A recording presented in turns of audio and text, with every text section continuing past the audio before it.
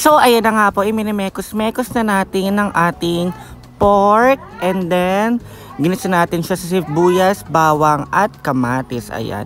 Pipisil-pisilin lang po natin ang ating kamatis para lumabas ang kanyang katas. So, ayan guys, mag voice over lang po tayo kasi na ay video. Okay, so na-copyright po ako sa una kong upload. And then, I hope na hindi na po tayo makopyright ulit sa pag-upload natin ng ating video. Ayan.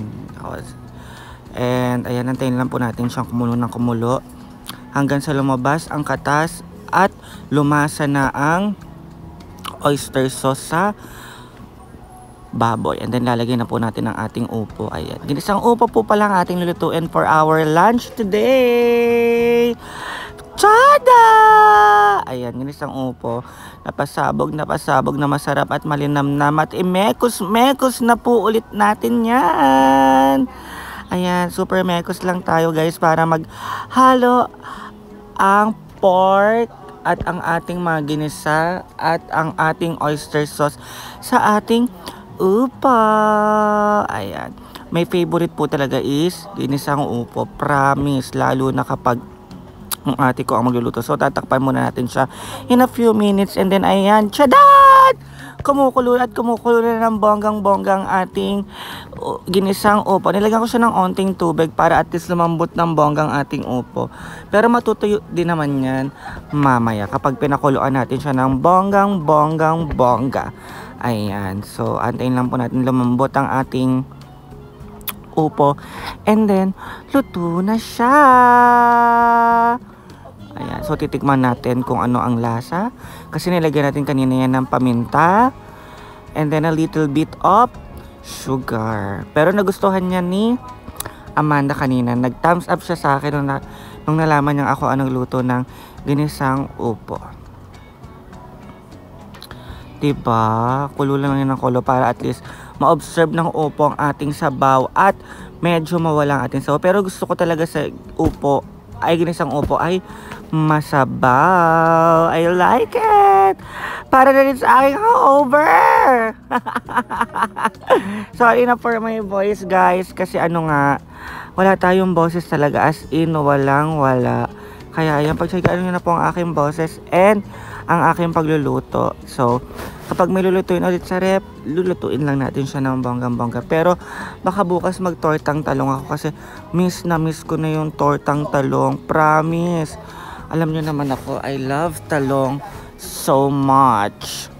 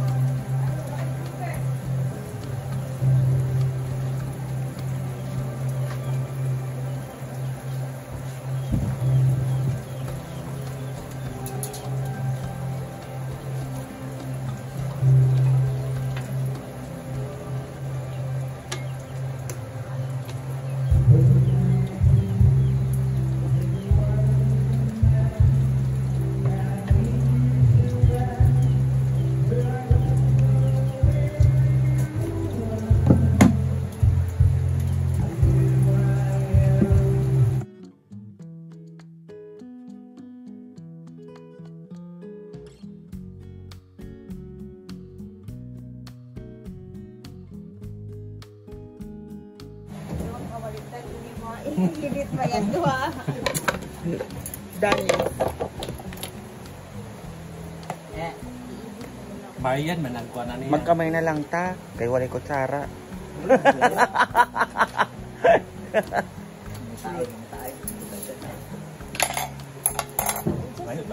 Naman siya kutsara. Naman. Ulit plato.